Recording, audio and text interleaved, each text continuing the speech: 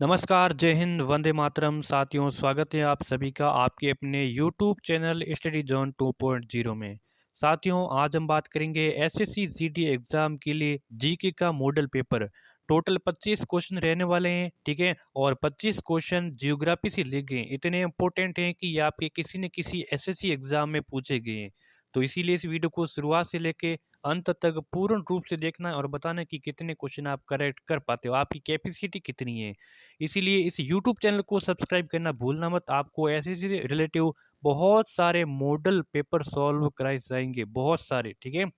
तो आज से सब्सक्राइब कर देना। पहला क्वेश्चन है कि गारो खासी जयंतिया पहाड़ियाँ किस राज्य में स्थित हैं। देखिए, गारो खासी जयंती ये 3 पहाड़ियाँ हैं, ठीक है। ये कीप के आकार की बनी हुई है। कैसे कीप के आकार की ऐसी ऐसी बनी हुई है? ये किस राज्य में स्थित हैं? तीनों ही बने कीप के आकार की बनी हुई है। तो उत्तराखंड में है, हिमाचल प्रदेश में, मेघालय या फिर मणिपुर में है।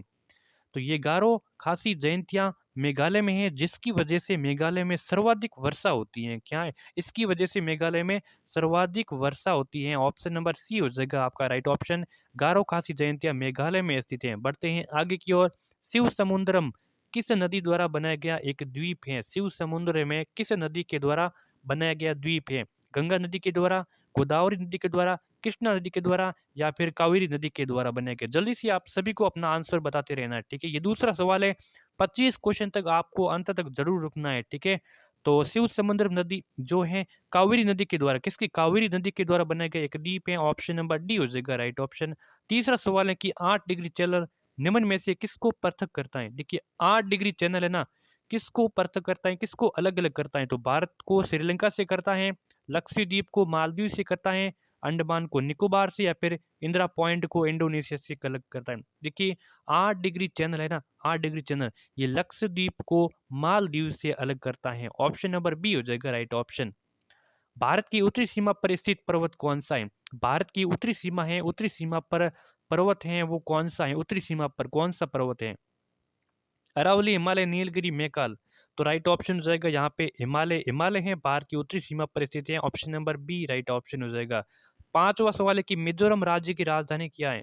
जो आपकी सेवन सिस्टर है ना, आपकी सेवन सिस्टर, यहाँ पे जितने भी राज्य है ना एक आपको यहाँ पे 7-8 जो राज्य हैं, इनको आपको राजधानी रट लेनी कैसे भी करके, ठीक है। यहाँ से क्वेश्चन बनता है।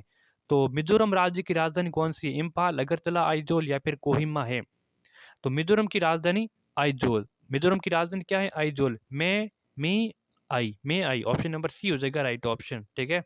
बढ़ते हैं आगे की ओर। क्षेत्रफल की दृष्टि से भारत का दूसरा सबसे बड़ा राज्य कौन सा है? देखिए, क्षेत्रफल की दृष्टि से भारत का सबसे बड़ा राज्य कौन सा है?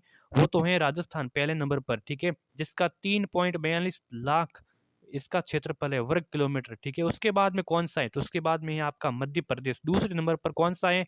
मध्य प्रदेश है, ठीक है। सी ऑप्शन हो जाएगा राइट ऑप्शन।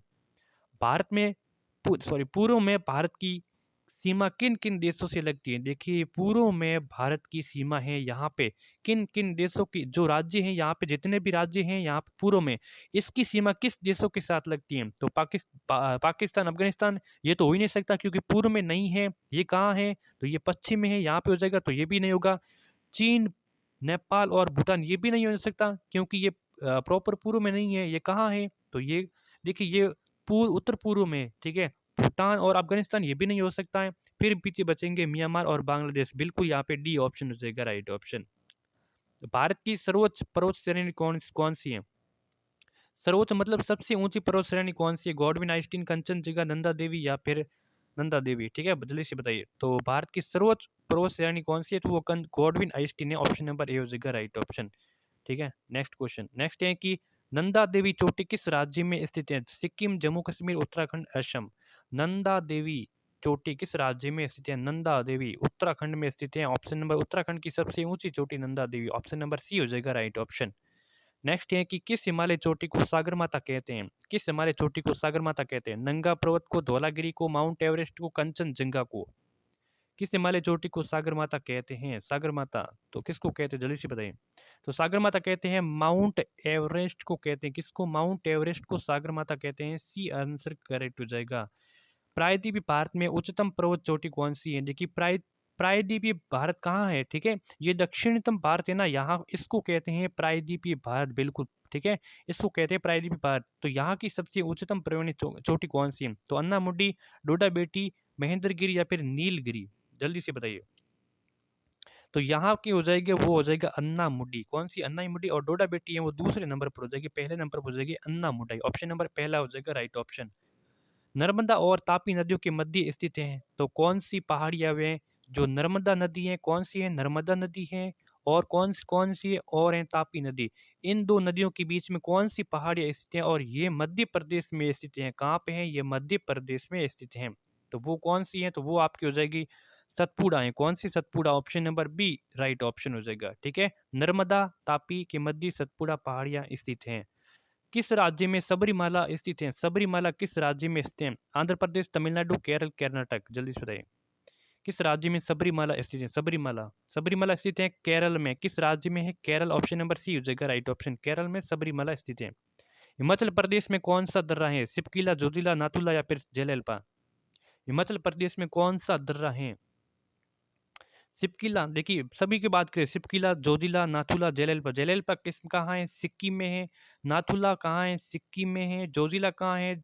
जम्मू कश्मीर में। ठीक है, और सिपकिला कहाँ है? ये हिमाचल प्रदेश में है। ऑप्शन नंबर पहला है राइट ऑप्शन हो जाएगा। ठीक है, खैबर का दर्रा कहाँ है? भूटान, बांग्लादेश, भारत या फिर पाकिस्तान? खैबर नाम का दर्रा कहाँ पे है? तो खैबर नाम का दर्रा है पाकिस्तान में। कहाँ है? पाकिस्तान में। ऑप्शन नंबर डी हो जाएगा राइट ऑप्शन। नेक्स्ट है कि दक्षिण भारत की सबसे लंबी नदी कौन सी है? कावेरी, गंगा, गोदावरी, ब्रह्मपुत्र। दक्षिणी भारत है जो प्रायद्वीपीय भारत है, यहाँ की सबसे लंबी नदी कौन सी है? और भारत की सबसे लंबी नदी कौन सी है?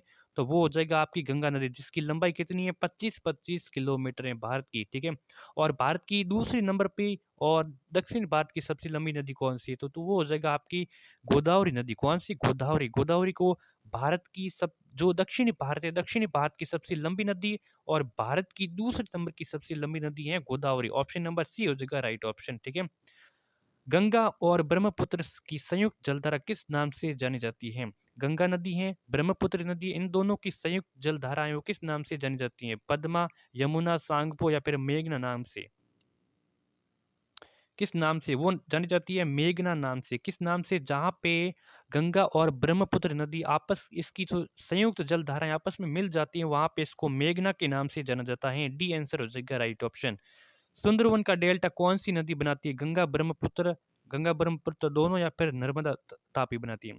सुंदरवन का डेल्टा कौन सी नदी बनाती है? तो ये बनाती है कहाँ पे? वेस्ट बंगाल में बनाती है। कहाँ है? वेस्ट बंगाल में बनाती है। और कौन सी नदी बनाती है? तो गंगा और ब्रह्मपुत्र दोनों बनाती है। सी आंसर हो जाएगा राइट ऑप्शन। ठीक है, नेक्स्ट है कि आगरा किस नदी के किनारे स्थित है? गंगा, अलकनंदा, यमुना, भागीरथी। आपकी ऐसा पूछेगा कि कौन सा शहर है किस नदी के किनारे है, तो ऐसा क्वेश्चन 100% ज़्यादा बार पूछता है। तो आपको जितने भी नदियों के किनारे जो नगर बसे उनको याद कर लेना। तो आगरा किस नदी के किनारे स्थित है?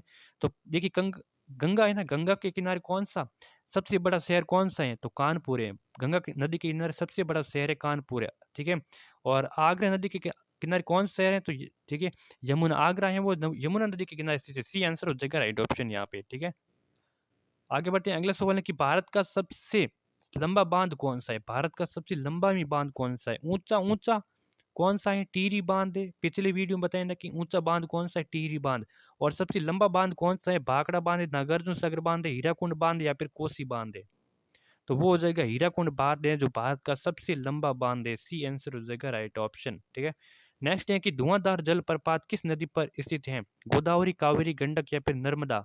धुआंधार जलप्रपात किस नदी पर स्थित है और ये स्थित है कहाँ पे? एमपी यानी कि मध्य प्रदेश में स्थित है ये। ठीक है, और किस नदी पर है? तो वो है नर्मदा नदी पर है। आप एलिगेंट मतलब आप इस इंटरलिंक कर सकते हो कि किस प्रकार से कौन सी नदी कहाँ पे बहती है, तो उस हिसाब से भी आप याद रख सकते हो। अगर आपको नदी का नाम याद है और धुआंधार जलप्रपात कोई एक से याद है तो आप एल लगा सके, आपका अपना आइडिया। ठीक है, तो धुआंधार जलप्रपात है वो नर्मदा नदी के किनारे स्थित है। सी आंसर हो जाएगा राइट ऑप्शन। ठीक है, नर्मदा नदी पर।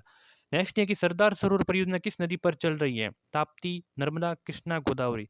सरदार सरोवर परियोजना किस नदी पर चल रही है? तो ये चल रही है ये भी नर्मदा पर। कौन सी? नर्मदा पर। ऑप्शन नंबर बी इसका राइट ऑप्शन। नेक्स्ट है कि मानसून शब्द की व्युत्पत्ति किस भाषा से हुई? अरबी, स्पेनिश, हिंदी, आंग्ला? मानसून शब्द है इसकी व्युत्पत्ति किस भाषा से हुई? तो इसकी व्युत्पत्ति हुई अरबी भाषा से। किसकी? अरबी भाषा से। ऑप्शन नंबर पहला हो जाएगा राइट ऑप्शन।